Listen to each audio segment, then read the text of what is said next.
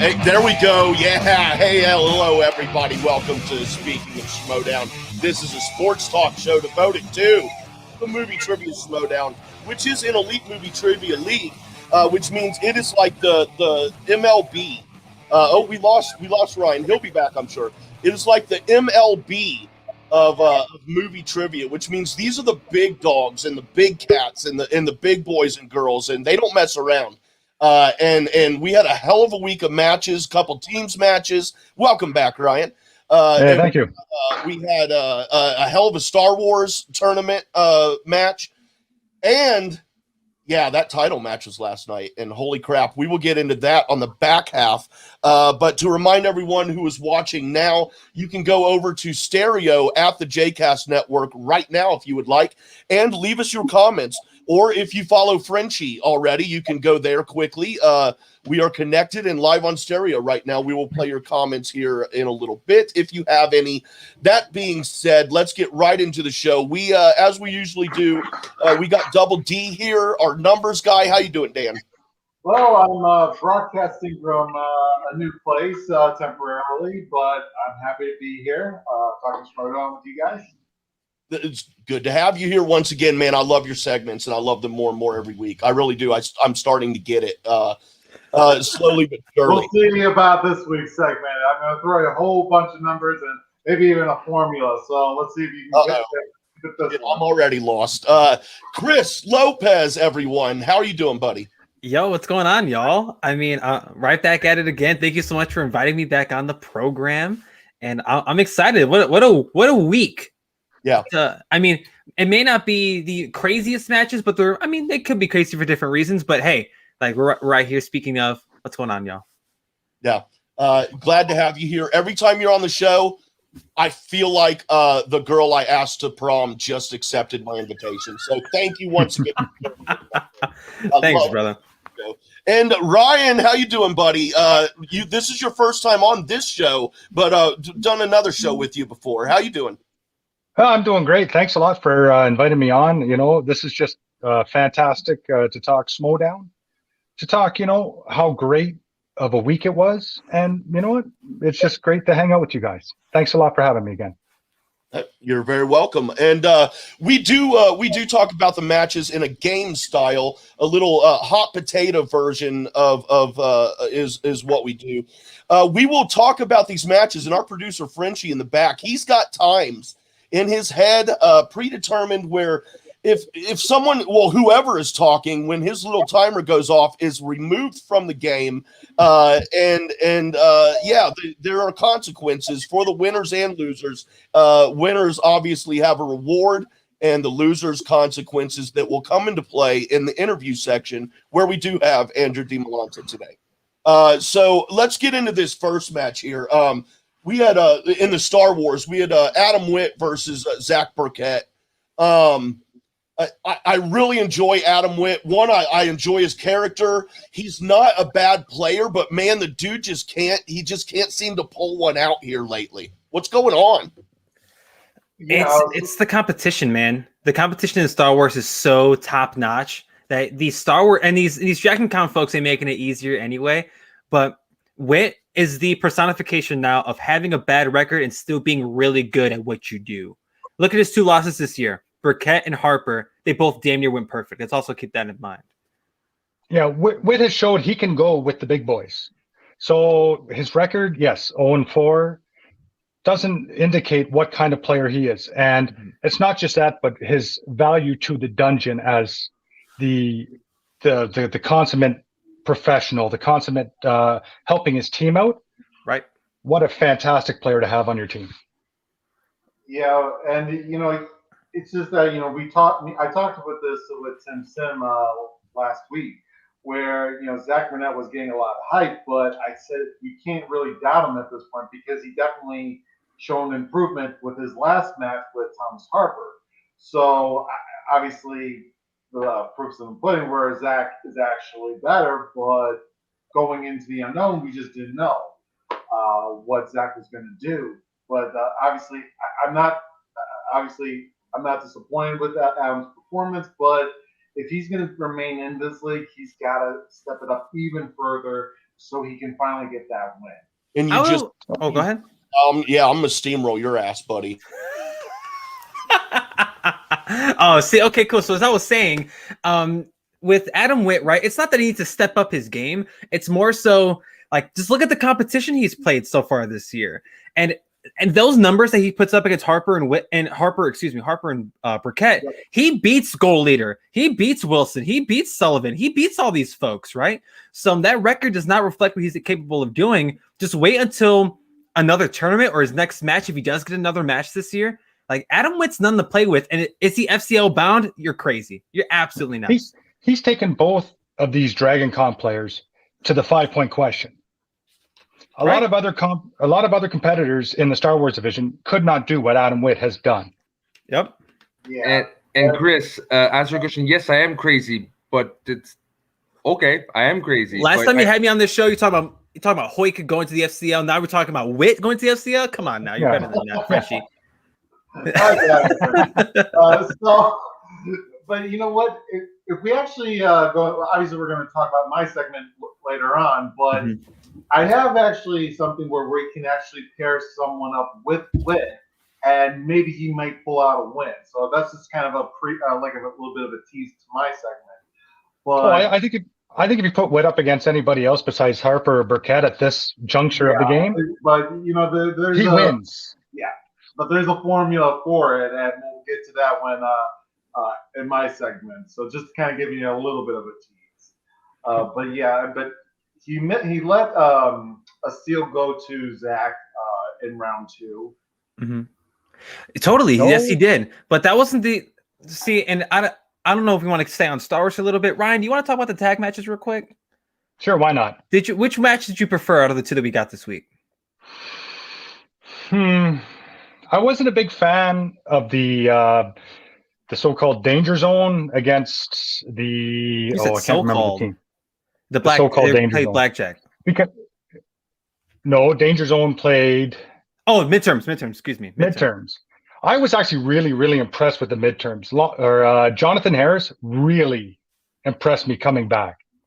And you know what, Ben Bateman, you know what, he's a great player, but all of his shenanigans during that match just kind of made me go, you know what?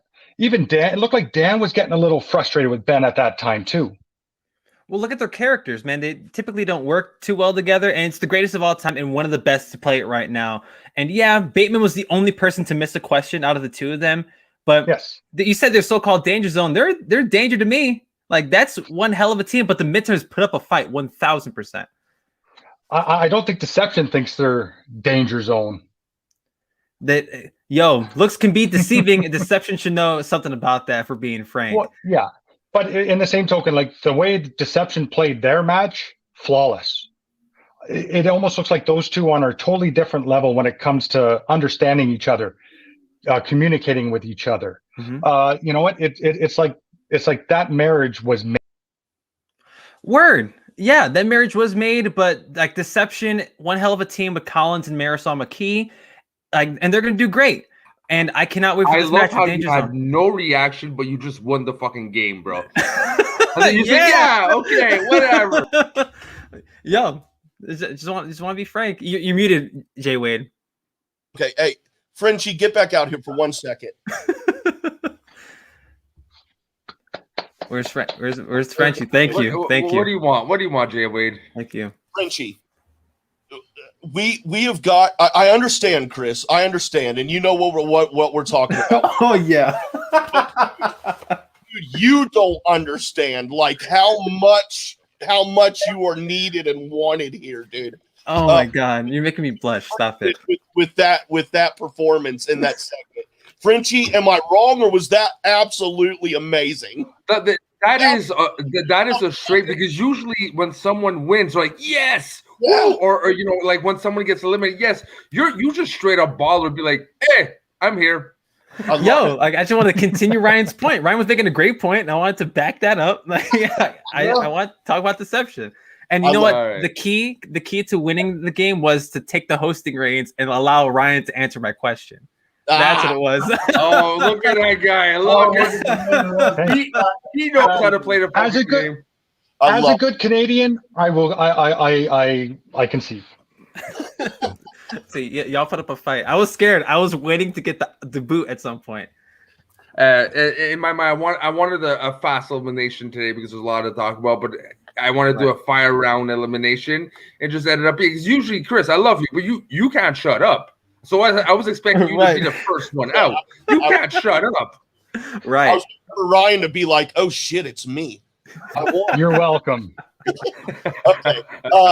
Real quick, we got a couple stereo comments. Going to go ahead and play those, and then we'll continue discussing here about the matches. ASG. Oh, what's up?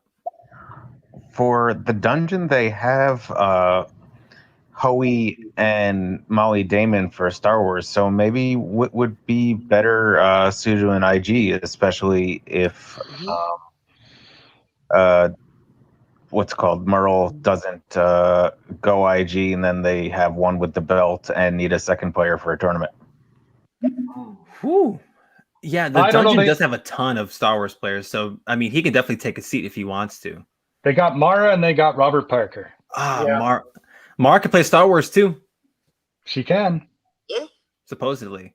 Yeah, but we would have to look at their numbers because how well is she going to do against these deep cut questions? Right. Bateman 60 days. Right. I mean, Mara made it a point she emphasized that to start the year off. She's like, yo, I've been studying some Star Wars with Molly. It's like, well, geez, if you're going to learn with anybody, Molly Damon's one hell of a person to be coaching you. Now Adam Witt, right? Even though it's no secret, Adam Witt's one of the best personalities in this whole thing. Yeah. But I think Witt, as much as I hate to say it, he might have to take a step back from Star Wars and maybe do teams. Team him up with somebody. Like, he ain't no stranger to teams. So I keep that in mind too. But Hoey was really good. For all we know, Mara could be with Witt, and that's one hell of a learning tree to be under. So I think they'll be fine with Star Wars. Witt, maybe not so much. Yep. We got another comment here from our buddy Dagan. Play. What's up, y'all? Always love spending my Saturday afternoon here talking Schmoedown with you guys. Here's a question. I was kind of posing this to the LGR guys last night too, but do you think that the 4 teams that are in the semifinals of this tournament are 4 of the best teams that we've ever seen in the history of the Schmoedown? I would say that they're probably top tier. But yeah, that's just my question for you guys for now. That's a tough question because we haven't seen a lot of what they can do. Hopefully, they are impressive, but hopefully they can continue on, and hopefully we'll see more of them as the season progresses, and maybe in next season we'll see more of them. But to say like, oh, they're the best that we've ever seen is too early to call. Fair. 3 of these teams are new. They're making their debuts in this tournament. Deception obviously has played before. I don't know. Like, on paper, yes, they look great. All 4 teams look spectacular, and their performances back that up. All 4 of them, respectively. Mm-hmm. And I still think that Lightning Time and the Outsiders had the best match of the opening round. But damn, like, Danger Zone looks good. Bateman missed 1 question, right? And Rushmore looked great. JTE's back. Deception obviously looks killer. But the best of all time, that's rough. That's rough. I don't know if that'll. Maybe not yet. Like what Dan said, too soon. Just a little bit too soon. Ryan, hey man, I don't mind. I love it, dude. It's a great little side story we've got going on during the main plot of the show. I dig it, man. Let's internet issues. Before we run out of time in this segment, though, let's definitely talk about the Danger Zone and the midterms here for a second, because the main thing I want to bring up about this was the reprimand, the official warning, as Christian put it. Reprimand. Well, there wasn't, dude. Get out of here, Frenchie. You know what he meant. Damn it! Come on, man. Yeah, come on, man. I'm so I love it when Biden says "come on, man." It's the funniest thing in the world. But yeah, when Bateman was officially warned by Christian to stop talking, I mean, I've heard some stuff like that before, but I've never really heard Christian just straight up be like, "That's an like." I mean, Ellis told him stop talking, and Christian said that's an official warning. And I hit up Christian, and I just wanted to know what the punishment or the penalty would have been if Bateman would have continued to talk, because I wasn't sure if that was kind of a tongue-in-cheek kind of a thing or if there would have been consequences. Right. And, yeah, Christian said that the dungeon would have lost 1 JTE if Bateman would have continued to talk. Oh, dang it. Using Koi's internet. Okay, so not being docked a point by any means, so we're not out here swearing a ton, but talking too much in a match. Well, he kept talking to opponents. Talking smack. Yeah, he was talking to smack. And yeah. Because you've seen that before. That's what the Schmoedown, like, that's how these competitors talk to each other during a match. They talk their smack, and I mean, I totally get it. But now we're getting punished for it. Like, and I know, especially with characters like Bateman, it could be too much. But that's a part of the character, and honestly, that's a part of the charm of a guy like Ben Bateman, you know? Right. And it was funny because the time that he got the warning, he was complimenting the other team on their good round that they had just played. And just Mark and Christian weren't having it, dude. They're just like, dude, we got to move on with this match. You got to be quiet. Right. But yeah, I didn't know if, like I said, I didn't know if that was just like a slap on the hand, like just letting him know, don't do it again, and nothing would have happened, or if there would have actually been consequences, and there would have been consequences had Bateman continued to disrupt the match. Hello, Fred. I think I'm just covering for Ryan right now in the meantime. That's cool. Yeah, I think it's a little bit fair when they're going on and on and on, and it's like, okay, we need you to just shut up and we gotta go on with this match because we have these kind of issues in our own show. So, and then for Bateman, he's playing a character, so he has to be mindful of that as well. It's not just a warning on Christian, but it's also Bateman's job to actually know when too much is too much. Right. Yeah. We got another stereo comment here. Let's hear from back. Bateman. Hey, Ryan. He's kind of back. He looks sleepy. All right, so here's the thing. I love Ben Bateman as a character and as a performer, and I get that he wants to be a total heel, but for somebody that claims to have such respect and I know loves this game so much, to have him talk like that and kind of cut a mini promo as Ellis was trying to read that question, I feel like is a little bit, crossing the line. But that's just me, and I get a potential punishment being in place there if he were to continue. But that's just my opinion. Yeah, and also that wasn't the first time either. He had done it before during the match, and you can, giving somebody like, dude, come on, we got to move on with the match. But after you do that a couple times, dude, yeah, I'm gonna get a little irritated too. You know what I mean? Yeah, I was getting kind of like, okay, enough. Yeah, And I mean, I'm biased. Like Ben Bateman's my favorite competitor rocking right now, and I totally understand. Like, my man wants to do the character. He wants to be the best he can. He wants to be the best boss, right? But at the same time, if you're interrupting Mark and Christian doing games, yeah, then or like calling the matches, that's the problem. That's where you run into an issue. So I don't blame them for reprimanding him for that. But him just talking to smack in between questions or in between rounds or whatever, not disrupting or interrupting Mark or Christian. Okay, like I think we can pump the brakes on that a little bit. yeah. Ryan, you were having some issues. We got to move on, but we're gonna have a bigger. Yeah, I apologize. At the end of the show, and we'll get some of your thoughts on that then. How's that sound? Cool. But I did have a closing thought I was gonna say just now before we moved on to sexy numbers, but yeah. Fuck me, I can't remember it. So it happens. Said everybody, it is time for I'm gonna talk dirty to you for a second. Math.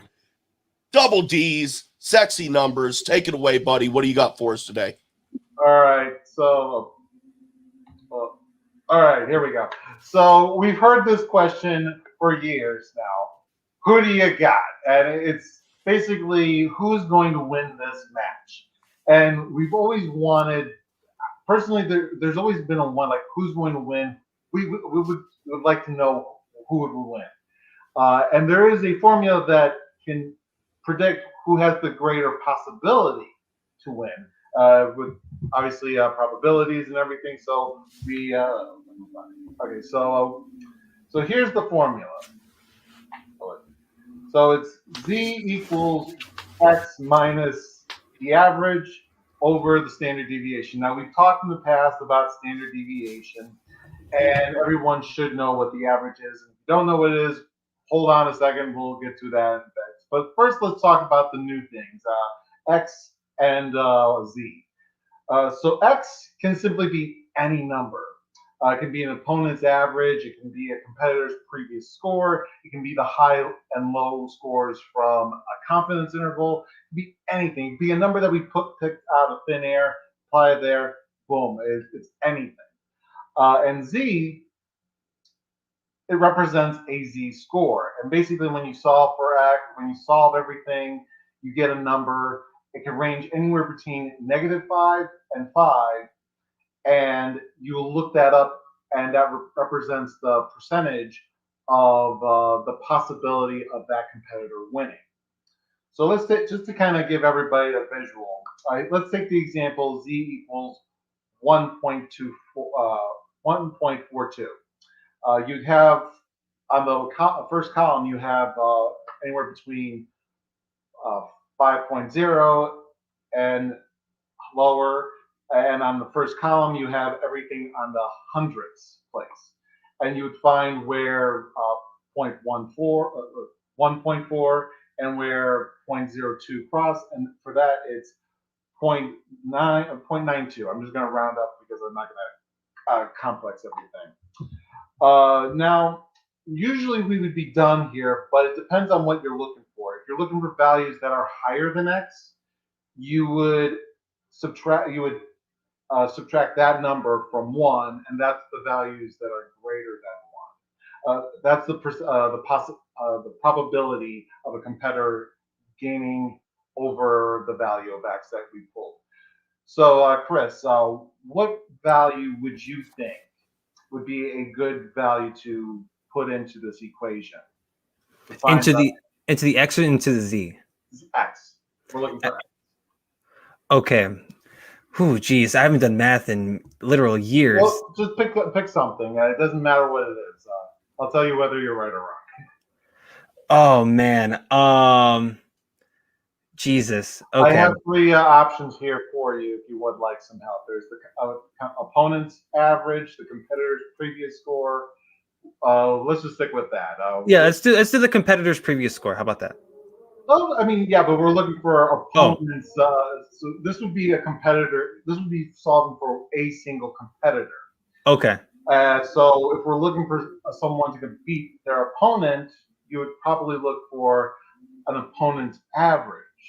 But there's some things wrong with that because it's like using an Allen wrench when a crescent wrench would work. Sure. So even though they're technically both wrenches, one's better than the other.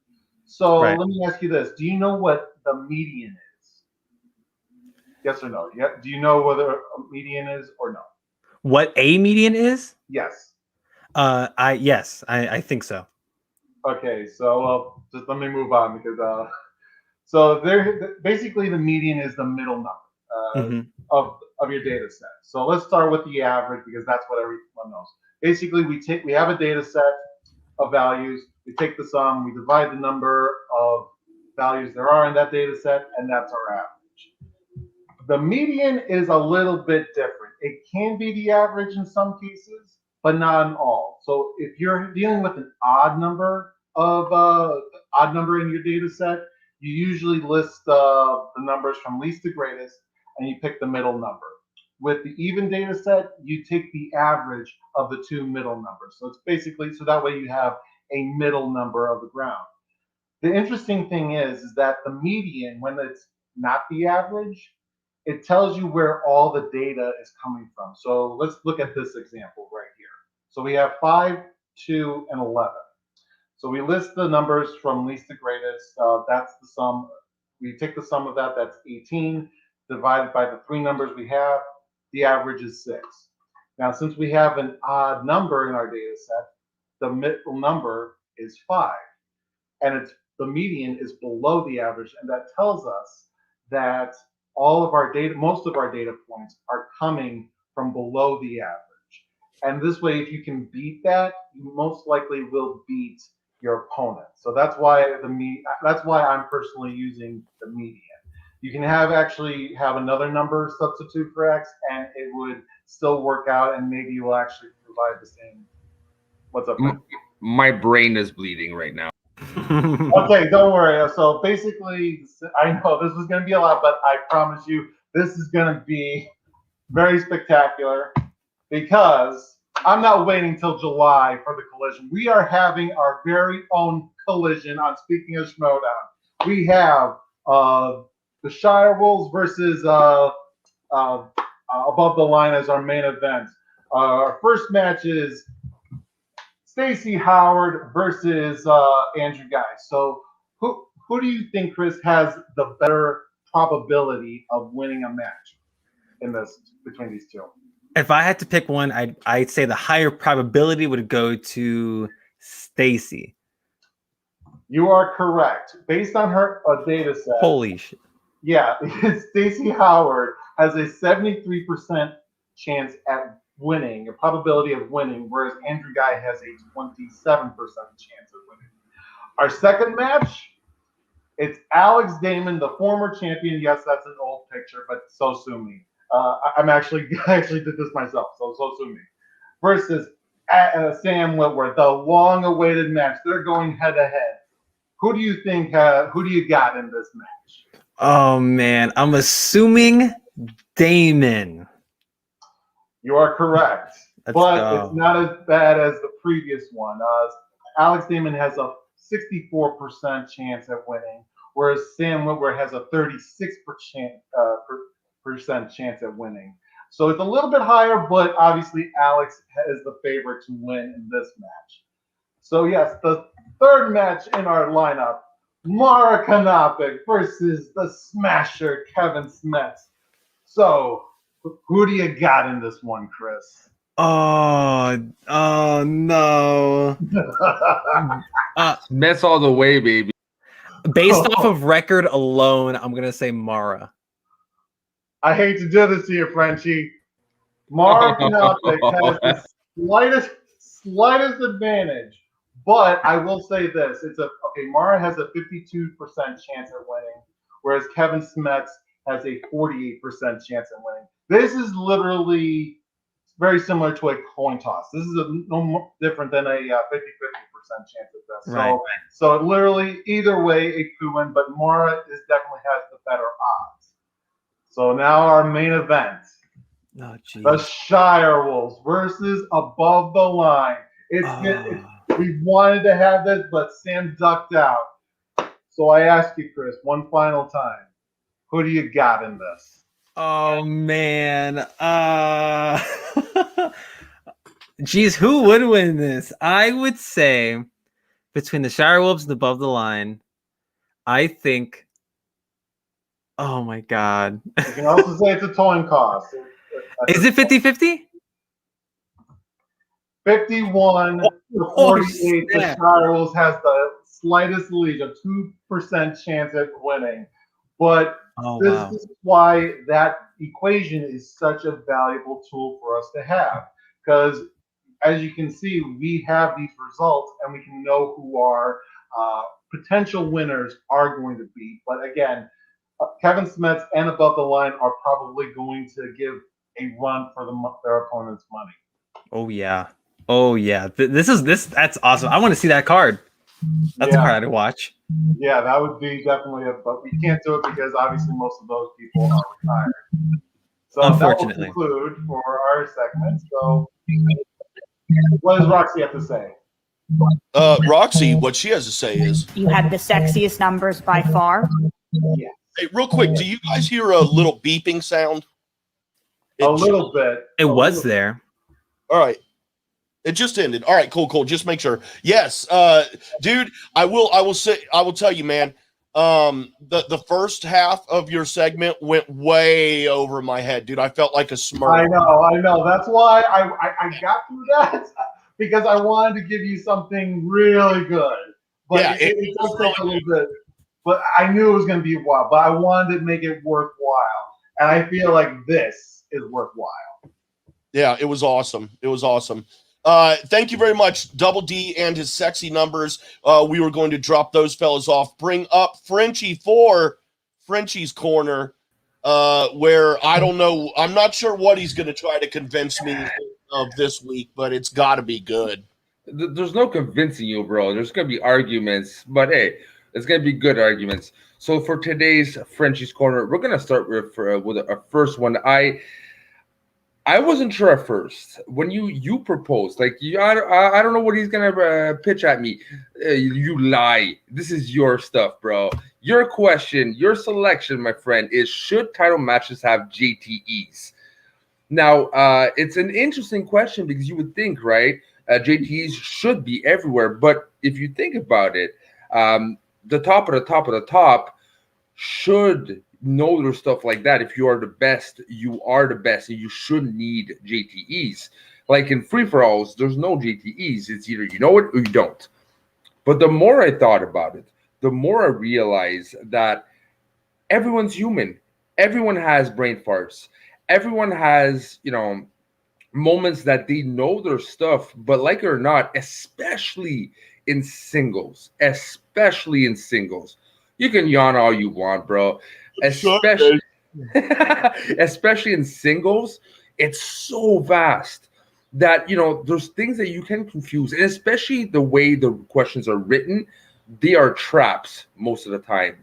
They are made a certain way. You have to double think. And for those kind of questions alone, especially in a title match, you kind of need to go back.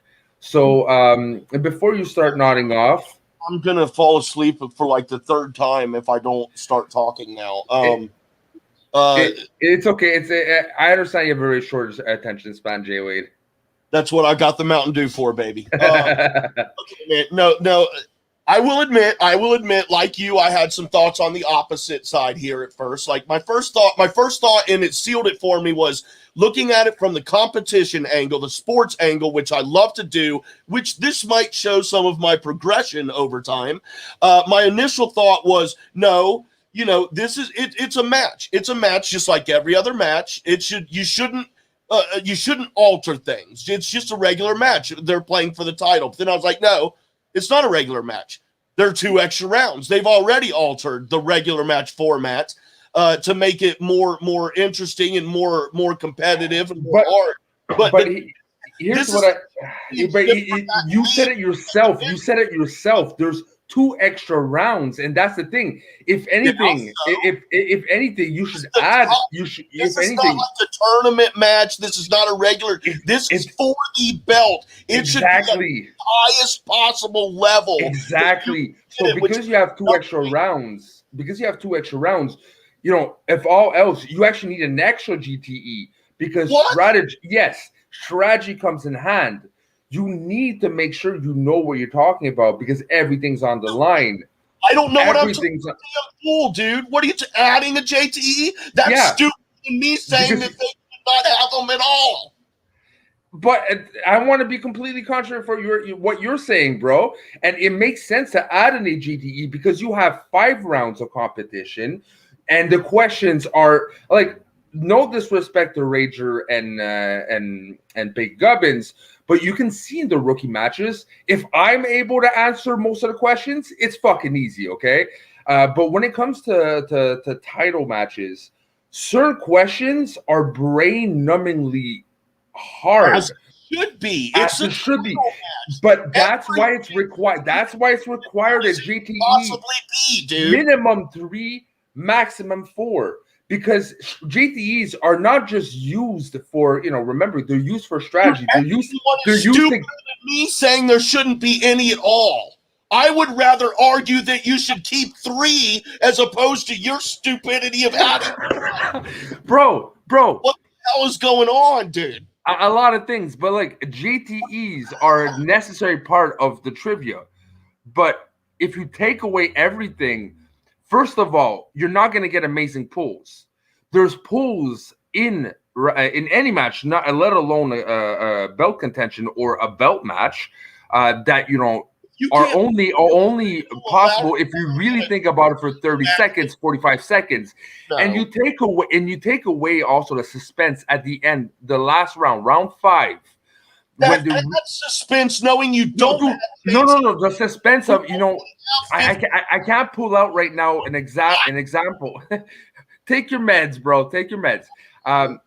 There's I can't think of an example right now off the top of my head, but there's a couple of times they actually won, right? Because they had to milk it, have that 45 seconds thought to find that particular answer. You don't have that if you have no JTEs, and that is a necessary thing. It's a title match. It should be at the most difficult it can possibly be. Like, dude, you earn your way to that title match, and then you gotta earn that fucking title. Well, talk about title matches. The next conversation is going to be an interesting one. I'm declaring myself the winner. Well, like any dictator. So, is the era of Alex Damon over? We saw, right, the last match is not like the first bout versus Dimalanta and Damon.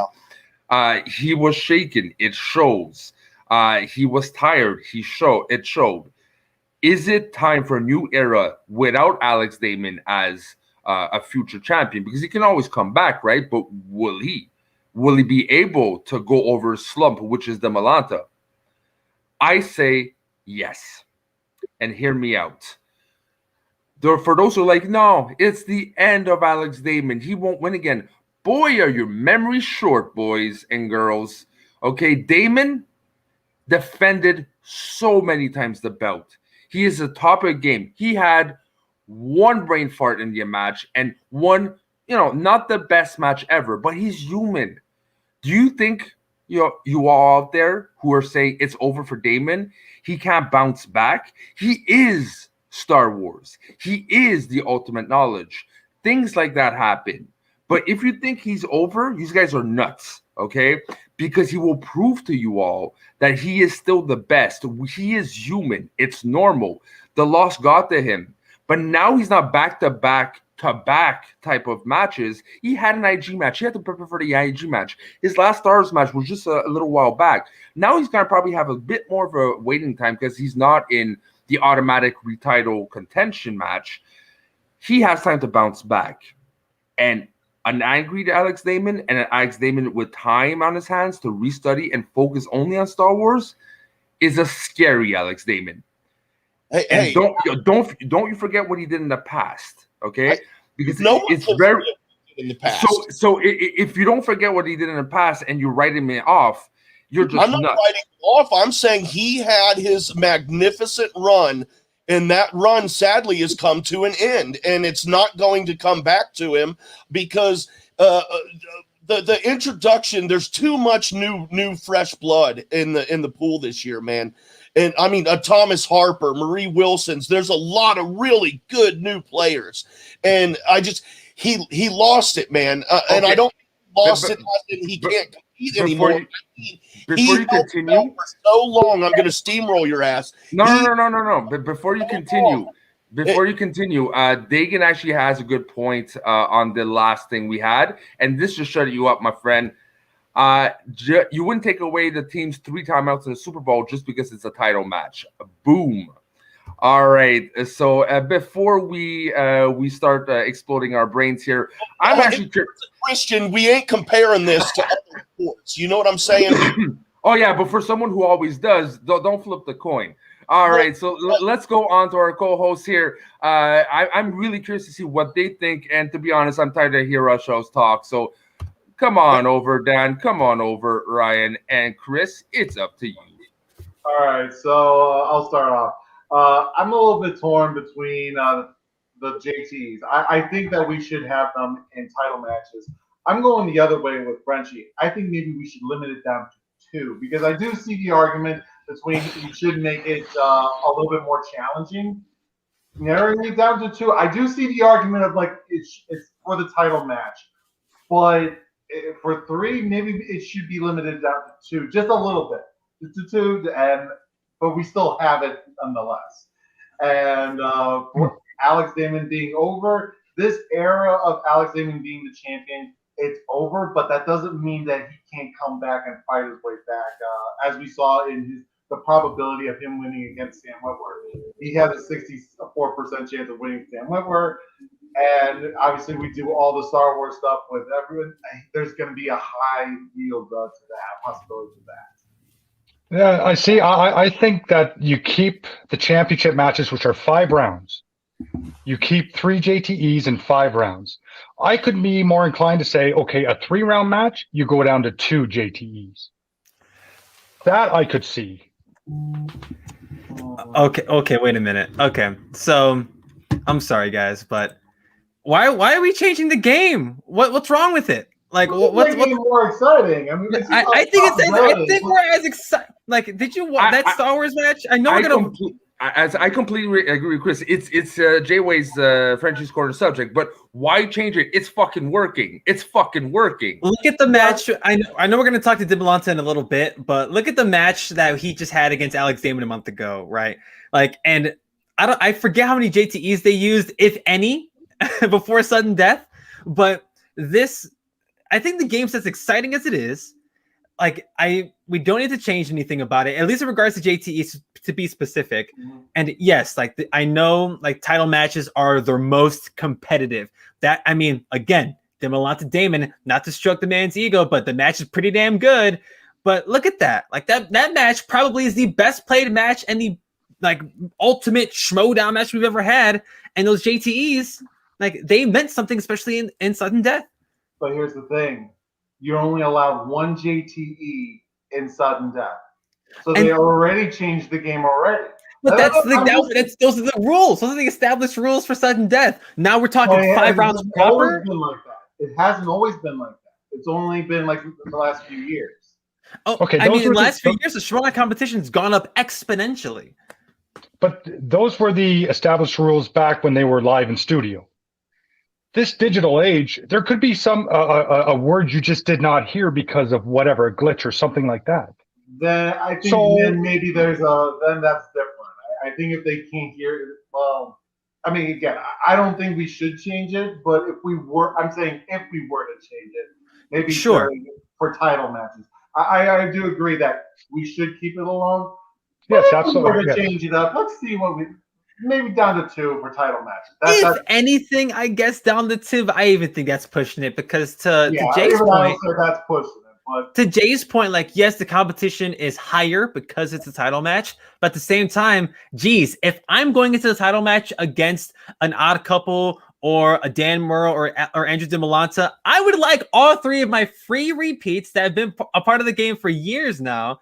So just so I can, if I have the chance to beat these guys. Yeah, and I will concede to that 100%. We didn't change it, but I'm saying if we were to change it. But to answer the other question quickly, is the era of Alex Damon over? Now, I interpreted this question differently when I saw it in the show notes. Now, Frenchie made it sound like people are giving up on Alex Damon, which if that's the case, why?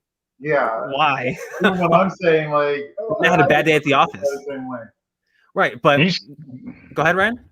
He's coming back in the Star Wars tournament at later on, and he's going to be a rejuvenated Alex Damon. Watch out what he can do. He's the early favorite, as far as I'm concerned. Absolutely. Well, we'll see. We'll have to wait and see. But there are we'll see contenders that can actually may actually beat him. There are early contenders. But to stir the pot a little bit, I do think. To avoid it, of course, Harper. No, but to stir the pot a little bit, the era of Alex Damon is over. Andrew Dimalanta ended it when he beat him yesterday. Like that's what happened. And yes, Alex is not going anywhere. He's still going to play Star Wars. And to me, I think he should just play Star Wars for going forward. If the tournament doesn't wait until like the back half or later in the year, the last quarter. But Alex Damon's era will probably be the first one up. Right. And Alex Damon's run with the title ended. Is it an extraordinary and legendary run? Yes. He defended the belt in multiple high stakes matches. Yes. And I mean, the match that he had against Dimalanta in April was one of the best matches, to me, the best match you've ever seen. He missed it by one JTE, going back to that, right? If he had that repeat, he gets the question right, they're probably still playing, right? That's the crazy part. But the reign was ended there in April, but then Dimalanta beat him again yesterday. Solidified it, man. And it proved not only to everyone that Alex is human, but that Andrew's he's not here to play around either. Yeah. He's damn good at what he does. And he ended Alex Damon's run. The legendary, iconic run that will go down in the Hall of Fame in the Schmoedown whenever the hell there's a Hall of Fame. And I think Alex. Oh, sorry. Go ahead. Well, I was gonna say, man, we've got our guest here, so I'm gonna cut all of you people off. Great conversation though. And I'm gonna explain real quick as we do our hot matches at the start. This is how the winners and losers are rewarded and not rewarded. Chris won, so he gets to start the interview with our guest, who today is Andrew Dimalanta, and then second place enters shortly after, then third, and so on until everyone is on. So, Chris, take it away, sir. Sweet, yeah. So y'all already know. Joining me on Speaking of Schmoedown, it is the Star Wars champion. One half of the guys who had, in my opinion, the best match of all time, Andrew the Hunter Dimalanta. Andrew, man, what's going on? Just chilling. Trying to relax after that match yesterday. It's hard to relax after so many just back-to-back like matches against the best to ever play in the division. So I'm trying to relax as much as I can. I don't blame you, man. Yeah, I'm prepping for Mother's Day tomorrow. So yeah. Right. I mean, and Andrew, first of all, congratulations not only on the win yesterday, but your win from last month as well. No, thank you. That match is, I mean, I said this last night on an after show that I was a part of, that match it's the perfect match. There was story, there was great gameplay, the question writing in that match. I mean, we'll talk about the questions for this match yesterday. Oh, yeah. But I think that match that you had with Alex the first time around was perfect. And there's the tension, the challenge, and the sudden death, where it flipped the switch in your brain. You're like, you know what? Like, now I'm mad and I'm going to win this match. Mm-hmm. Like, it's. Yeah. I think that's what I really take away from that. I think what most people are gonna, when they look back on that match, it's not like score is amazing, 51-50. It's like he only missed one, what he absolutely knew. I think what everybody might be thinking about this match is like that challenge, the guts, the challenge in that moment is like either you do it, you go big or you go home. And like I think that's what I'm gonna take away from that is like, God, I if I don't challenge this, it's not sitting here right now. So right. I think that's what was the most special thing about that match for me, was that challenge and being able to like, no, I'm also right. Let's keep going, because I'm not ending this match like this. And something that we saw yesterday with your interactions with Coy, like he kept telling you, just act like y'all are tied. Mm-hmm. Like how you were last time. Y'all were tied for 99.9% of the game. Mm-hmm. And this time around, was that something that was set from the second you won, the second you knew you were going to play Alex again the following month? Was that precedent the same? Like almost like you were playing as the underdog, that people were still going to doubt you because you're not Alex, because Alex has been the champ for almost 4 years. Well, yeah. I mean, we always go into these matches like, don't let any outside force drive you. Don't let anything get in your head. The only thing that's allowed in my head is Star Wars knowledge. I'm not even allowed in my own head. Because in past matches, being in my own head cost me. So we look at these things as like, hey, people will say what they're going to say. The polls will say will say what they're going to say. That doesn't matter. Focus on your game and remember to don't let up. Because I kept telling myself that entire match is like, anything can happen. You can blank on the last 3 questions and he can come back and win it. We've seen crazy things. I mean, I look back in the Hannah match versus Zipper. Everybody's like, oh, no, it's over. It's over. To pack it up, Hannah's done. Well, Zipper misses. And then they go into sudden death and Hannah pulls it out. So I was like, I don't want that to happen. Stay focused. I know you have a pretty good lead, but don't relax. And that was the mindset we always had, was stay focused. And it proved yesterday against Alex. So, Ryan, did you have something for Andrew? Yes, I did. Hey, Andrew, how you doing? Hey, congratulations from everybody up here in the north. Thank you. Question. Once you heard that first question, did you go, oh, the writers are really trying to stick it to myself and Alex for the match, or did you just say, okay, it's a curveball, let's just focus and move on? Yes to both. Because like if you let the questions get to you, especially the first one, like I think if you ask any competitors, like that first question is probably pivotal, because if you don't hit that first question, it could really set the precedent for the match going forward. But like the second I heard that question, I'm like, oh no, we're going there. Okay, well, this is probably what we're going to see going forward. And I have to give it to PJ and the writers and the writing staff, because like I like how these questions panned out. It wasn't just like, oh, 5-pointers all over the place. It was like this ebb and flow of like, all right, we're going to give you Utobi in the first question, but then we're going to give you D. Bradley Baker. And it's like, wait, what? It's like, or we're going to let you relax for one question, and then we're going to throw another hook at you. And it's like, I really enjoyed the broad scope of all the questions, and how you think you can relax 1 second, but the second you relax, you slip up on the next one. And then it happened to both of us throughout the match. So yeah, from the first question, like, okay, we're going to go there. So let's stay focused and be prepared for more of those type of questions. Yeah. Awesome. No, and yesterday I was talking to PJ Campbell on Schmo Me the Money, and he said that like y'all's first match was special and they wanted to keep it that way. So yeah, and it wasn't like, oh, let's make the questions harder just to stick it to them. Like, no, it was just so we can keep that first match sacred, and we can obviously up the ante because these guys know everything. Like where can we stump them at? And apparently Rise of Skywalker was the first blow. That first question has been in my notes. Like Schmoedown has ruined me for watching any movies, any TV shows. I'll be watching like a show with my daughter, like, I don't know, Calling All Tots or Tots. So I watch Tots with her all the time. She loves that show. And my stupid brain is like, oh man, Casey's sister's names, or how many siblings does Casey have? It'd be a great Schmoedown question. I'm like, the Schmoedown has ruined me. So when I was watching Rise of Skywalker, like all these new creatures, I'm like, they're gonna ask about that. They're gonna ask about that. Oh, that little creature at the end of the one, they're gonna ask about that. So like, it's like that creature has been in my notes since I saw the Rise of Skywalker. So going to those places, we're gonna see a lot more of those. Hi, Andrew. Happy May the 8th with you. So a little behind the scenes, we're actually, me, Frenchie, and Jay-Way, we're in a fantasy league together. I had the second pick of the draft. You were my number one pick, because I have a feeling right here that you were gonna earn me so many points, especially with the tournament. I'm like, okay, if you're gonna lose to Alex, you're gonna go in the draft, or you're gonna go in the tournament, earn me points there, no harm foul. So I am very happy to see you. My faction name is the Dragon Fighters. I want to start by knighting you as Dragon Fighter of Star Wars. Thank you. Not even Laura Kelly. Laura Kelly can't take that away from you. So put that on the Twitter, and I'll be happy. So one thing that we did ask like long ago was like, who's going to be?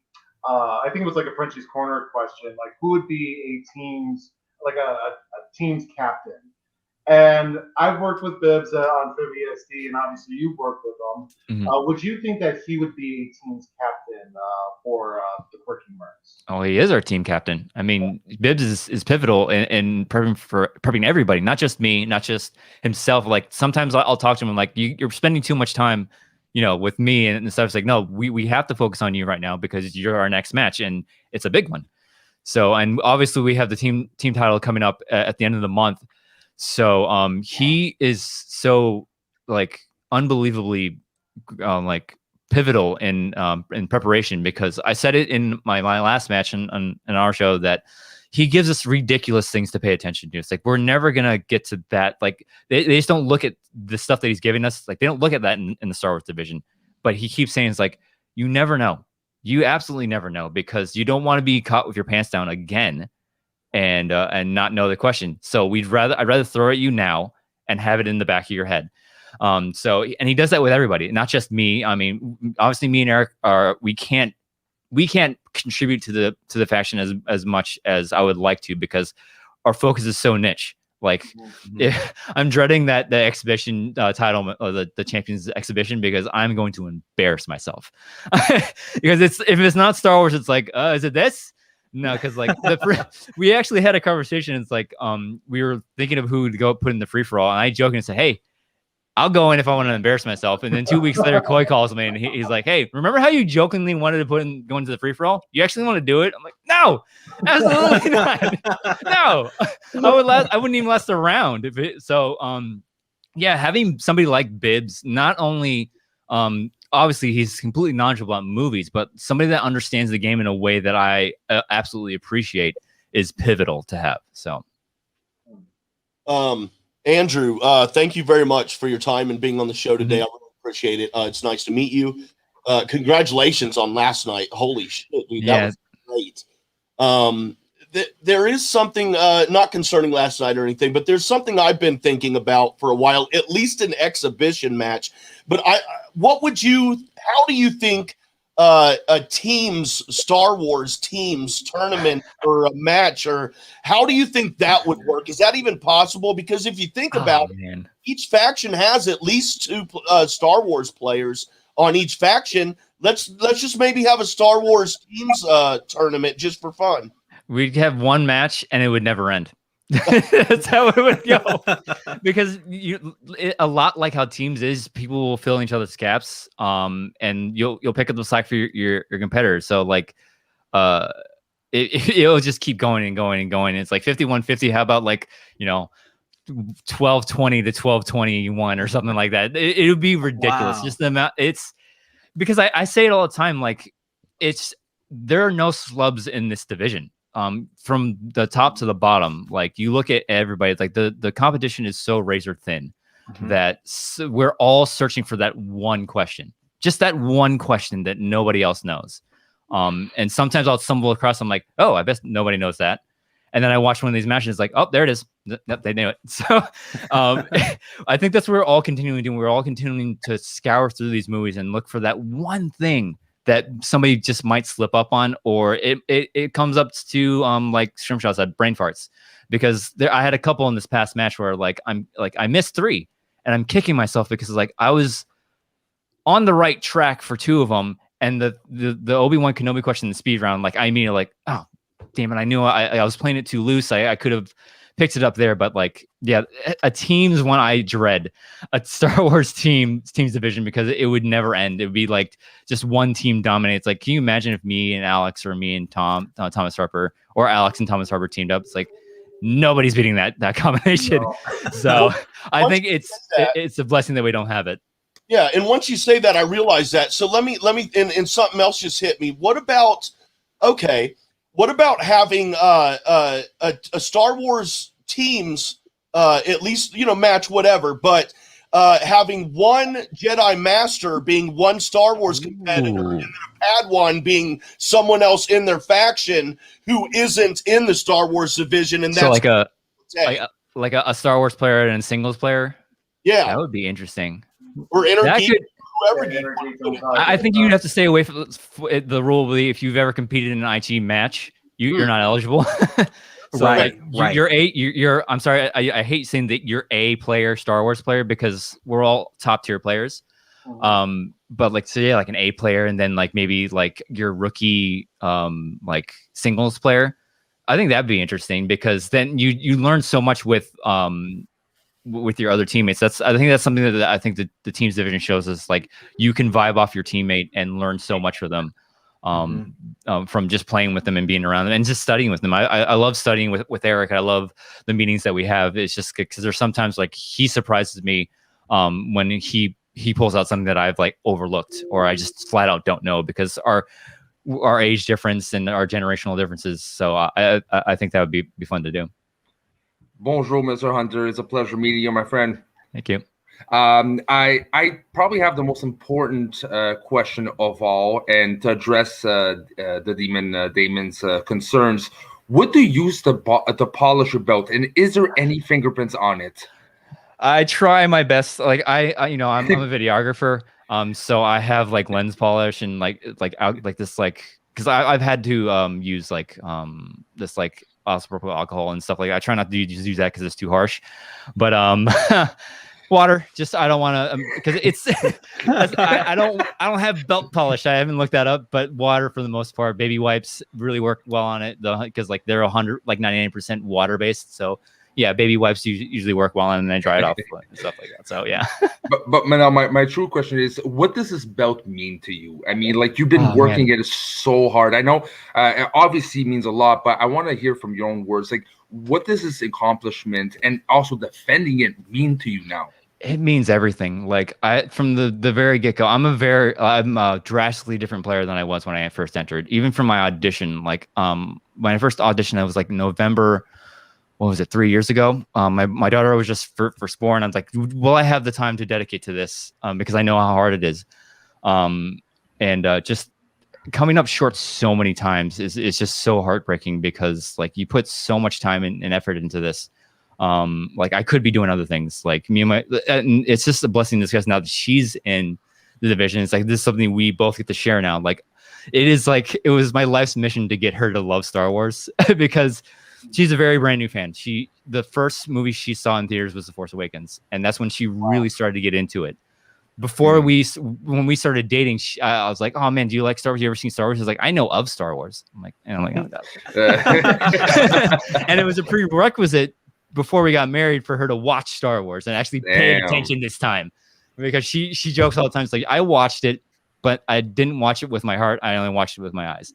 But now she's to the point where she's just as deep into it now, and just to have her alongside with me and to be able to share this win with her, because without her I don't get to this point.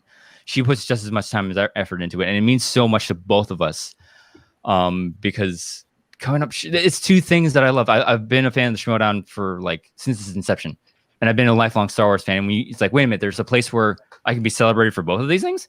So, and yeah, and it's just great because it's a dream. Because I remember my first time I met Christian face to face in Chicago when I debuted, and we went out for the crew, and a bunch of the rest of us went out for pizza, and I'm sitting at this huge table. Christian Hollis to my right, Dagnito's right next to me. I'm like, what am I doing?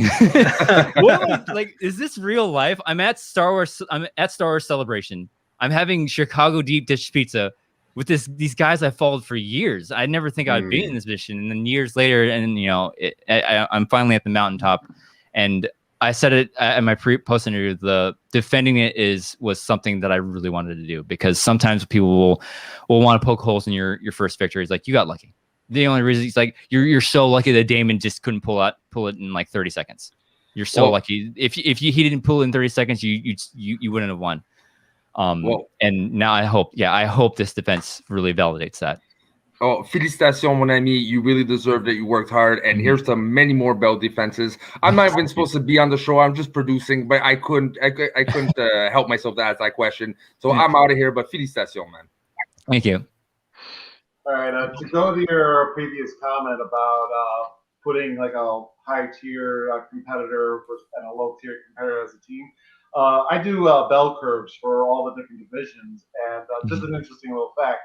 You are higher than Alex's average. Your average was higher than Alex's, and that's weird. And even then, both of you were considered in the second tier of competitors. And just to kind of add to your comment about how everyone is just that good, and that's really exactly what the data is showing. Is because the only one that is actually before your match between the first time you faced off against Alex. There was only one person that was superior, and that was John Campia, way back when in Orlando, when him and Ken Absock were in overtime for like 30 points. So, and that's the only time that's the only time. So yeah, they only competed in one match. So you really can't say like, well, he would never survive that. Well, you don't really know because the data doesn't show that. But I think with you and Alex going for 50, I think that bumped up to you and Alex in the superior category. And now with this match, I haven't done the data yet, but I'm sure that's going to be even higher now. Yeah, numbers are weird with stuff like this because, like, Thomas Harper has 100% accuracy rate right now. But he only played one match. So that's why I say records in Star Wars Vision really mean nothing, because anybody can beat anybody on any given day. We've played you hear these wicked mock matches between competitors like, oh my god, this person won against this person. I didn't think that. Anybody can beat anybody on any given day. It's just a matter of, are you going to be prepared for that curveball? Are you going to be prepared? Because I always say, like, this one quote that I love that I've heard recently from a client of mine: those who fail to prepare to fail. So that's really what it comes down to. I mean, numbers, you can spout numbers off all day long, but like really what matters is when you sit down at the desk and are you prepared for it? Yeah, we did kind of like a mock collision with my segment, and I had Alex paired up with Sam Wood, a long-awaited match, and Alex had, I think, a higher than 60% chance, and Sam only had like 36% chance. So, but that's based on their past performance. Yeah, and the division changes. The division changed drastically since both Campy and Witt were competed. So you got to take that into effect as well. Yeah, and I'd be remiss if I didn't ask you about what's coming ahead. I know you just won, and you just had 2 grueling matches over the last month, or the last like 30-some days. Yeah, I think it's like 60 days or something, or 6 weeks. My math is right. I can't remember. Yeah, but now we know who you're facing next at Collision. We know you're facing Laura Kelly, and Laura Kelly's someone who's bested you before. She kind of spoiled your intro into this whole thing. Thank you for being here, but I had to say it. I'm a Laura Kelly shield. She's gonna beat you. Oh, damn, Jay. Wait, we want him to come back. Yeah, man. Oh, didn't even let the question out. I'm sorry. Jay, Andrew, just to let you know, Jay's words do not reflect the views of my own. So just keep that in mind. We're searching for. Do you want to be a permanent host on that show now? Right, but Give me the impression you could take the joke. I would never have said it. Sorry, go ahead. The old Hunter would be screaming at you right now, but I'm a different type of competitor now. Yeah, he's real quirky nowadays. But so your match with Laura, talk about story, right? Because she got to put it. She hampered your introduction to the Schmoedown, and at least your competing introduction to the Schmoedown. But now you get to face her again, and she's a completely different competitor than the one you faced. Both of you have grown so much over the last X amount of time, however long it's been. But I mean, so my question is, how short of a break are you taking?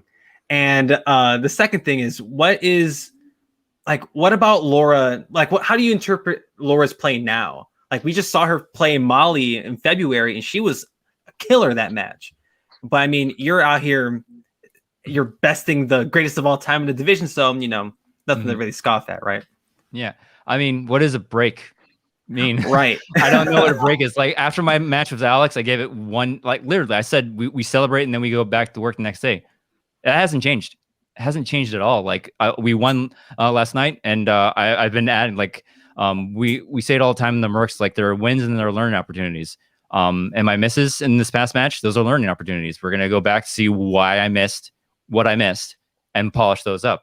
Laura's great. She's a great competitor. I mean, we squared off twice already, and both of us, you track our trajectory between in the past couple of years of our competition. We're both, like, on the ascend. Like, we're both drastically different players. And I don't take that lightly. I prepare for every competitor the same exact way, the same way I've been preparing for Alex.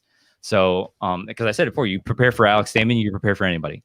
And now that I've beaten Alex twice, it's kind of like, well, how do I top that? It's like, well, stay the same course, keep doing what you're doing. And it's like I said before, if you don't prepare, you're gonna fail. So it's the same as always. I celebrated last night. We talked to some friends, answered some messages on DMs and stuff like that, and then I hit the books again. And I might take a small break for Mother's Day tomorrow, but by small I mean a couple hours.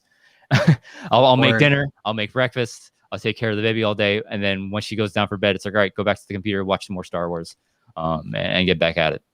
And a quick thing, if I can ask the fan, Andrew Dimalanta, isn't it crazy that you beat Alex twice? It's unreal. I constantly have to remind myself, like, because I've been following Alex for years. Like, he used to be the person that I would go to for, like, hey, what comic book should I be reading? What story should I be paying attention to? Hey, that character in the background seems fun. Let me watch a video about him. And when the Star Wars division debuted in Orlando at Celebration, which I couldn't get into because I was stupid. Like, I'll be able to get into it. Nope. The line wrapped around the building, and I was like, well, we're not getting into this. And somehow Alex got in there. I remember, like, Chicago, I waited promptly. I skipped the panels. I just sat right there and just waited my turn. Yeah, but I was like, God, they need to get Alex Damon into this, because, like, he would wreck everybody in this. I kept telling people, I'm like, man, they need to get Alex Damon from Star Wars to explain in this. And lo and behold, he debuts.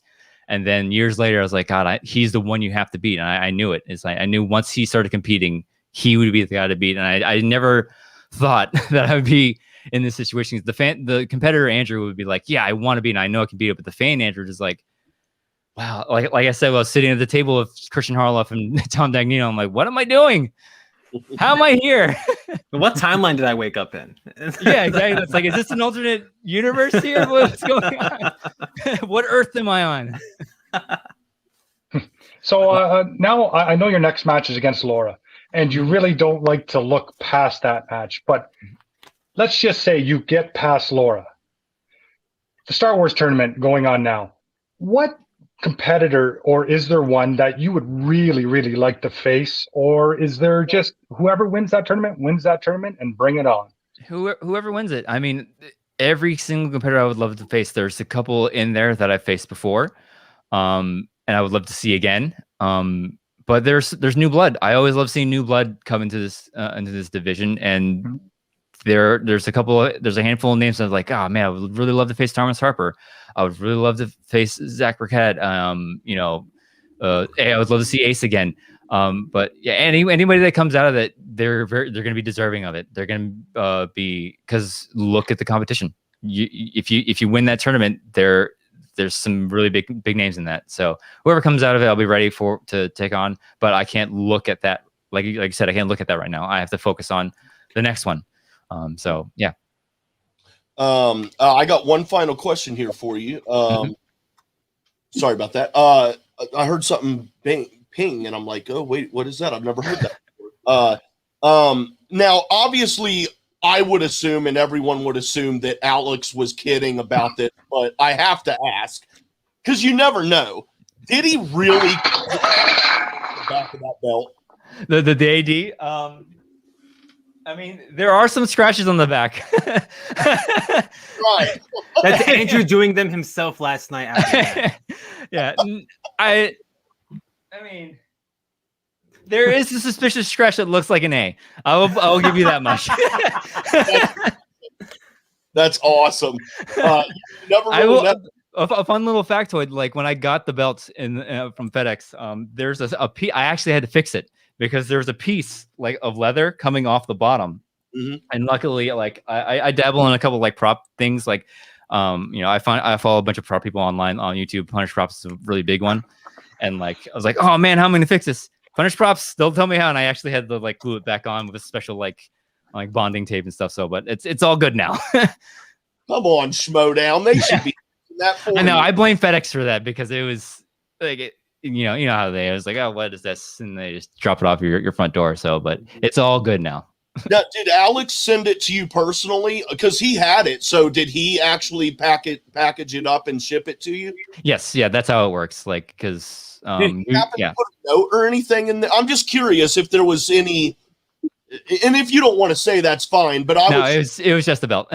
Me and Alex are on really good terms in real lial. I mean, we constantly DM each other about like, oh, did you see that match? And stuff like that. But like, that's another thing that I'm just surreal. Like, oh god, I can actually say I'm friends with Alex Damon.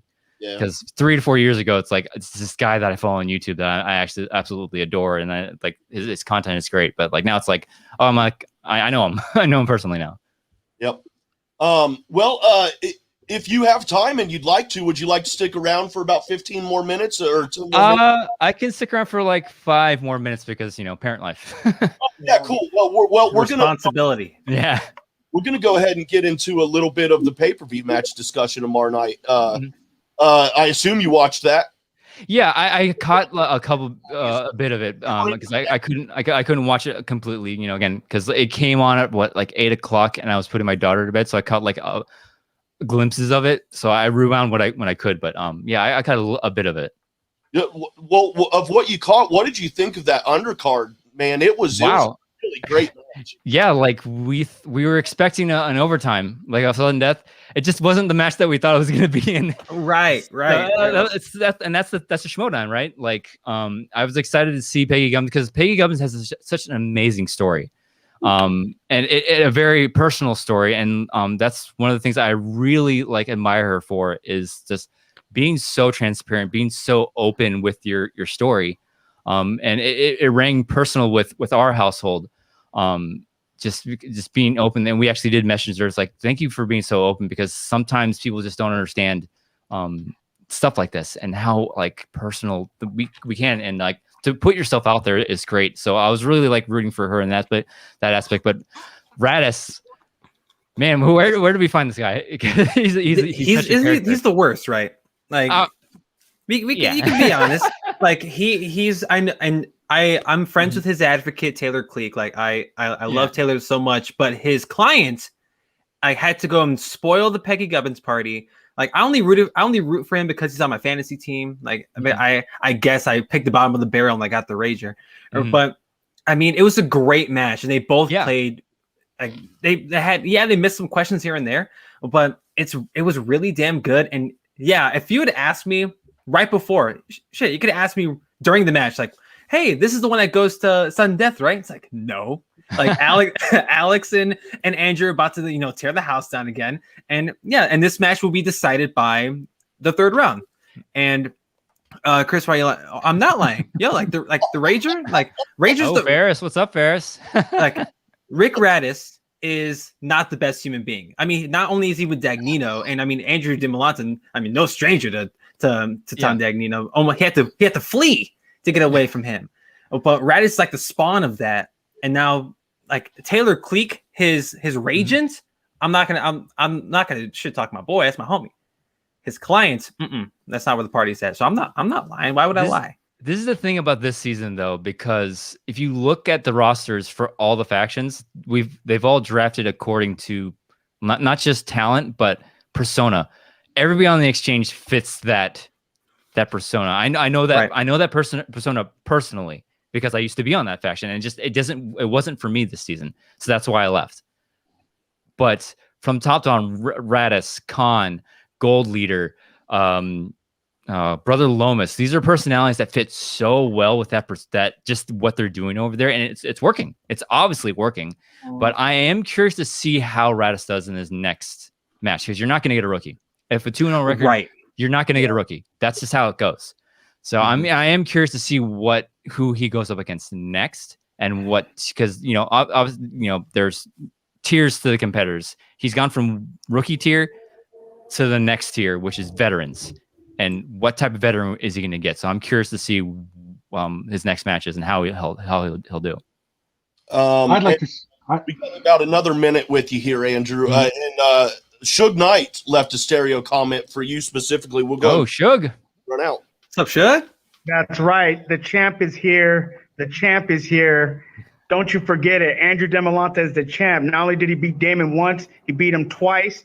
He beat him in both kind of fashions. Don't you ever forget that Andrew Dimalanta is the man. I picked him to win the first time, and I picked him again to win the second time. He is the champ of the Star Wars division. Don't you forget. He's going to beat Laura Kelly, and then he's going to beat Damon for a third time after Damon wins the tournament. That's right. And shout out to Chris Lopez, my co-host for Spin Reels. Yep. Shout out to Jay. Shout out to Frenchie. But so proud of you, Andrew. Cannot wait for you to defend that belt against Laura Kelly again. Remember, the champ is here. Best there is. Let's go. Man, Suge's so awesome, man. Thank you, Suge, man. He's been behind my back for forever, and I love him for it, man. Thanks, man. Suge's the best, and I mean, and he when we watched your first match together, my man was in literal tears, and I bet he told you, he was telling everybody. Yeah. But my man was crying, and I'm like, damn, like this is again, it's another one of those reasons into why Schmoedown's so it's it's bigger than movie trivia, right? And we talk about the personalities, we talk about the trivia all the time, and we were talking about like the stats and stuff. But it's like the fandoms where the party's at. And I know people like to point out the bad eggs, but moments like that, like Andrew, when you won, you're like, yeah, like it's like, yeah, like that's what it is. Like that gets me hyped. Mm-hmm. And Suge's out here crying, and it's this whole thing. And I'm like, it's the Schmoedown is so damn cool. And to have folks like you who were fans, moved on, became competitors, worked your way to a title match, beat the greatest in that damn division, and now here you are after you beat him again. And it's like that road is so crazy to me. So I mean, thank you, Andrew, for being the shit, dude. Thank you. And a final word from me before you roll out of here. Dan had you in the fantasy draft. I had Alex Damon, so I didn't get the points against Dan. But I will say, I am in no way upset about that whatsoever, man. Congratulations. And yeah, your reaction when you, in the last match before, when you first took the title, infectious, man. The joy and your personality that you put off is infectious, man, in a very good way. Congratulations, Andrew Dimalanta. Thank you. Being here. Andrew Dimalanta, tournament, or not tournament champ, but the Star Wars title champion. Schmoedown. Have a great weekend, sir. Thank you again very much. Thank you. All Thanks, right, brother. guys. What a guy. Great. That's great. I love his attitude, and I would have only made that joke if I honestly felt he could take it, and I felt he could take it. Right. But I will. I'm definitely going to clip that out and send it to Kelly and tell her you should watch this and Yeah, you went rogue for a second. I'm like, damn, Jay, like, what are you doing? But real quick, we do have a few. I had a heart attack. I literally had a heart attack. Like 5 seconds. Like he's the champ. I know. I hope he took it well, but I was obviously kidding. So. But yeah, let's scroll through these last messages we have here, and then we will wrap it up. We got one from Dagan, a couple from Dagan, actually. Oh yeah. Yeah, you can't change the format of a match when it comes to JTEs just because it's a title match. I mean, that's what those two extra rounds are for, right? That's to add to the level of having it be a title match. But yeah, I don't think you change the format at all, really. I mean, again, it's like the Super Bowl analogy that I used. You wouldn't take away a team's timeouts just because it's the Super Bowl or change it at all. So I don't think they need to add or get rid of any JTs in title matches, period. Facts. That's fair enough. I mean, I have to say, if we wanted to change it, but I'm not. I agree with changing it at all. I agree with the title matches. I was just saying, like the regular 3-round matches, take one JTE away. It might not work with rookies because they might need that extra JT. Just dude, if you need it, then you don't deserve to be batting in the major leagues, dude. That's all I. Oh my god! What? Okay, I'm staying on for this comment. Jay, you lost your fucking mind, bro. Jay, why'd you say that? And I'm just saying stuff that sounds cool at the time. Do you think like FCL, like every FCL competitor needs like 6 repeats? Is because they're not in the majors? So yeah, like, if they need them, man, I don't know. I don't just I don't even know what I'm saying. We all disagree that if the Schmoedown was run by Jay, it would just die. Yeah, pretty much. Because if Jay ran the Schmoedown, he'd be like, "Oh, Dimalanta, you like that belt? Well, I'm taking away all your repeats." Yeah, because basically you would copy paste just what happens in baseball and put into Schmoedown, it wouldn't work. So yeah, I wouldn't watch it. It'd be 9 rounds. It'd be 5 hours long. Laura Kelly would get every Star Wars championship match. Yeah, Laura Kelly's default #1 contender. We got 3 more messages here. A couple more from Dagan and one from ASG from Let's Network. Here's another one from Dagan. When it comes to Alex Damon, is the era of Alex Damon over? The answer is fuck no. I think this guy, he's going to tear it up in the tournament. I was listening to the Action guys talking about this actually before the match, and they were saying that maybe he doesn't win the tournament. He goes away for a while. He studies like crazy, and he comes back next season and just destroys everybody in his path. Yeah. I mean, like, he's gonna Emperor Palpatine himself, clone himself, disappear for a couple of years, and clone himself and be back. Let's just hope he doesn't end up like Palpatine and die again. But yeah, I completely agree. Mean, the thing is that, you know, this long run of his, I think that's over because you got Thomas Harper, you got Marie Wilson, you got all these competitors coming in, and I don't think we're going to see a long run like that ever again. Maybe. I mean, maybe I'm wrong, but I just feel that if with all these competitors coming in, it's going to be very, very difficult to maintain that belt for as long as Alex is. And talking about in days, I'm not talking about title defenses. That's a different. You know what? ASG has a point, though. If he disappears and comes back at a little while, it is over. It's going to be a new era. Right. But I don't think he is going to disappear long. No. I mean, we're not talking about years. He'll play again this season. He will play again this season. For sure. And to be honest, it is still a new era because now I find it's going to be the era of Dimalanta, Harper, and Damon. And it's going to be up to them to do the new era. But why I chose that question specifically is I keep seeing after the last match in a lot of the chats, Discords, Facebook, Damon is over. Damon is over. Damon is over. He's not over. That's a lie. That's a lie. And it just makes me realize how short people's memories are. They're all cheering for Damon, but they all want to see a winner lose, right? And it's going to happen to Dimalanta too. If he has a run, everyone's going to cheer for him to lose because they want a new change. But doesn't mean and doesn't take away the fact that he is going to do things and re-win and re-have a run probably. And people are just wanting a change, and that's why they're writing him off. And not because he's really done, but because people just want changes. And for me, that's not valid, man. Like, I get it. Like, there's a whole new crop of talent now, and any of these folks can be anybody. Anyone can be anyone, as far as I'm concerned, in any division ever. So now Star Wars is at its most competitive, and it started at last year's tournament. I'll say it before. I've said it before. I'll say it again. Like, last year's Star Wars tournament proved to people why this should be around. And yes, fans are extremely fickle, and the second they see something that they see someone lose the way they did, they're like, oh no, they're done. Is this run by Alex Damon over? Yes. Dimalanta put it to an end last night. That era is done. Well, if he plays for the title later this year and he wins, all right, here we go. Here we go. We're going to start it all over again. This era, however, to answer your question, is done. There's no more era, but that doesn't mean he can't have another one. Now, do I think he'll have another one? I'm with Dan. I don't think it's possible nowadays. That you're not. There's no more Bruce Greens. You're not playing Bruce Green every week. Oh. That ain't it. I love Bruce. I love what he was doing at Funhouse at the time. I still love him to this day. But my man came up and he was not prepared for the wall he was running into. Yeah. And look what he did, and look what Alex Damon has done 3.5 years later. So Roxy's to blame.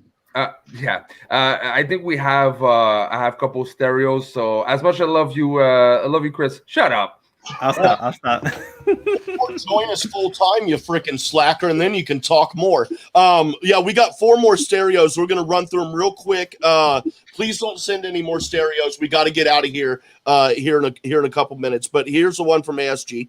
If I were to change the JTE rule, and I probably wouldn't change anything, but if I were to change the JTE rule, I would just make it so that sudden death, it carries over with however many you still had left. Oh, okay. That's it. I like that.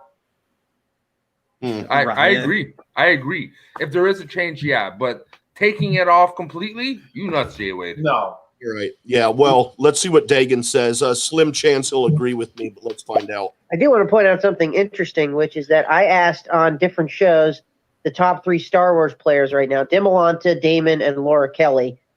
If I asked them all the same question, do you think you have to go perfect in a Star Wars title match? And the only one to say no was Alex Damon, because I think he mentioned something about how you can still get flustered because it's a more high-pressured situation. So I just found that interesting that both Dimalanta and Kelly said that they thought that you did have to go perfect, whereas Alex Damon said you did not. So just some crazy stuff right there. Yeah. Well, we saw last night that you didn't have to play. Dimalanta didn't.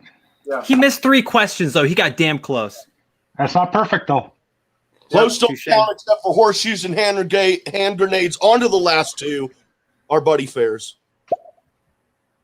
Check. Is this working? What's up, everybody? Hi, Ferris. Hey, Ferris. Oh, good lord. He left another one, so maybe that was the mic check, and this is where he spits the mad rhymes. Oh, I actually have a question. Oh, hold on. I actually have a question for everybody. Do y'all think Alex's current IG run hindered his Star Wars focus for his second title match? Because we forget that he played 2 IG matches prior to this. So, what do you guys think of that scenario possibly thrown out there? That IG hindered his Star Wars play. 100% agree. 100% agree, because Christian even said it himself multiple times. Being a multi-division player is the hardest thing you can do in the Schmoedown. It requires so much of your time just for one division that unless you're not human, which we all are, is almost impossible to keep on, especially with the run he had, right, with Star Wars. I personally think it was an error, him going to IG and putting in his energy to IG. If he wanted to continue being the reigning champion, he should have just, especially for this season. Last season, I understand the whole points thing, but this season was fixed, right? There was no reason for him to go in IG, and he still did. Ego, I don't know, but it wasn't necessary, and I think that really cost him his belt. A lot of that is Roxy's fault because she did not draft IG. She sat there and she said, "Okay, Damon, I want you both in Star Wars and IG." Roxy didn't go out and get any other protection for the IG division for the Stars. And we saw what happened. Roxy. We saw what happened at the end of last season with Chance Ellison. He lost the team's belt and he lost the Intergeekdom title match handedly by Change Dandapani. So multiple divisions is not easy. And with Alex, I guarantee if it was up to him, he would not have played those matches. Maybe the first one against Craig, but the second one against Mike, if he could have opted out, I bet he would have. And to go with what ASG, yes, but there's no like high tier. Hannah is good. We had him 2 times. I love the guy. He's not. But there's such a division in the class of players in IG that you kind of go after if you really want to be solid after a top A player, and those are hard to get. But she could have, right? Especially in free agent signing, there's things you can do. For me, I completely agree with Ryan. Yeah. Double D, quick final word if you have one. Actually, I agree with Frenchie. I agree that Alex was. That's all I'm gonna say. Frenchie was right. Fair enough. We're going to jump off here. Most importantly, Frenchie, stay up here because Frenchie's got a show that's about to start on his channel over on Schmoes of the North. Why don't you go ahead and start us off with plugs and let everybody know where to go to catch that right now here in a few minutes. Well, first off, for everyone who's watching, please like, even though the show's finished, please like. It's going to help us for our post-live views. And also, do not forget to subscribe because it is a crime. We're only at 78 subscribers. We had Christian twice. We have amazing guests, amazing co-hosts like Ryan, like my man Chris, even though he can't shut up to save his fucking life. It is a crime we're only at 78, so please like and sub. That being said, as well, Schmoes of the North, my baby, follow that, like that, and we have Mount Schmoedown. They're following and they're the career of Sam Levine. Sam himself, the usual suspect's head, is going to be covered on that show. It's going to be a very interesting one. We're going to get Soda replacing Ben for this week, and we got the main staples of Ryan and John from Movie Lovers Unite. And I pretty much have to go work in an hour, and it's going to be crazy. So I can't wait to finish this thing because I'm not going to have a fun time tonight. Yeah, that's all right. Make me a pizza, bitch. I wish, but I can't cross the borders with a pizza, bro. Yeah, I can't. It takes 2 weeks to deliver. Double D, where can the folks find you at, bud? You can find me at Twitter, simply at Dan Dolinsky. You can find me here on Saturdays running the numbers for everybody. And that's all I have. And Ryan, thanks for joining us, man. Your first time on. Thank you for joining us. A lot of fun, bud. Where can folks find you at? Hey, again, thank you guys very much for having me. I don't have much, just at Twitter at petboy27. And yeah, thanks again for having me on. It was a blast. Excellent. Thank you again for joining us. And Chris Lopez, who one of these days, man, I'm not going to quit. I'm not going to quit asking you, man. I won't hound you, but I'm not going to quit asking you. But Chris Lopez, everybody. Yes. Thank you guys so much for inviting me back on. This was a lot of fun to do. I love doing y'all's show. You can catch me on Twitter at C. Anthony Lopez, right down at the bottom. Follow me there. I talk Schmoedown and all the other fun stuff, movies, all that geek stuff. On Mondays, the show that Jay's trying to steal me away from, Spin from the Reel, a Schmoedown reaction show every Monday, 8 p.m. Eastern, 7 p.m. Central. I'm on there with my boys Shook, you heard him earlier, and Matt Thomas on Watt, W-A-T, Reel, 2 E's, Entertainment. It's a long name. Just type in Spin from the Reel, R-E-E-L, Schmoedown. You'll find our videos and our channel. Subscribe and come check us out on Monday. Thanks, guys. So basically, Jay Wade is a Schmoedown stalker. He's not gonna let go until you're on the show. You might have to put a restraining order. I'm just saying. I'm about to clarify. Shug, I do not want to steal him away from me. I don't want him to quit anything. I just want him to add another show being this one. He has a life, Jay Wade. I know, I do too, but I don't care about other people's lives. I want them to that's what makes me a good American. American, yeah. J Wade 1134. That's the letter J, WADE 1134. Also the same on stereo and Twitter at the Jcast Network. And yes, please follow this channel here. Just premiered a new Star Wars show called The Mad Batch, a Star Wars shit show, which has myself, Dean Lewis, Sean AFK, Sarah Blue, and Paige for Betty is a full-time crew member on that. And bi-weekly is Thomas Harper. So be sure and check that out. Fridays live at 6:30 p.m. Eastern time on this channel. And sorry, before I go, I completely forgot. And how can I? Talking about Harper. On today at 9 Eastern, we have our premiere of Let's Talk About Star Wars, which is more of a what-if series about Star Wars. And our special guest is with Thomas Harper, and it is hosted with Taco and none other than the Gold Leader himself. It's going to be every week with special guests, so do not miss that out. It's going to be interesting conversation. Yep. Lots of good stuff going on, guys. Not just these channels, but Spin from the Reel we've got represented here. Let's Get Ready Network, Point of View, Call to Action, Schmoes, was it Schmoes to the North, bro. Well, no, but Schmo Me the Money. Schmo Me the Money. Yeah. What's up? Yeah, Brandon. But that'll do it for this week. Until next week, everyone, where our guest, well, actually, yes, Marie Wilson will be one of our guests, and we're going to hit up someone else to get two of them on at the same time. But we'll see how that works out. But everyone, have a great and safe week. Thank you very much for joining us. See you next time.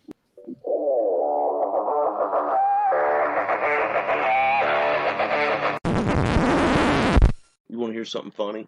The mic wasn't on that whole time. No way. Yeah, for real. Oh, wow. So smooth.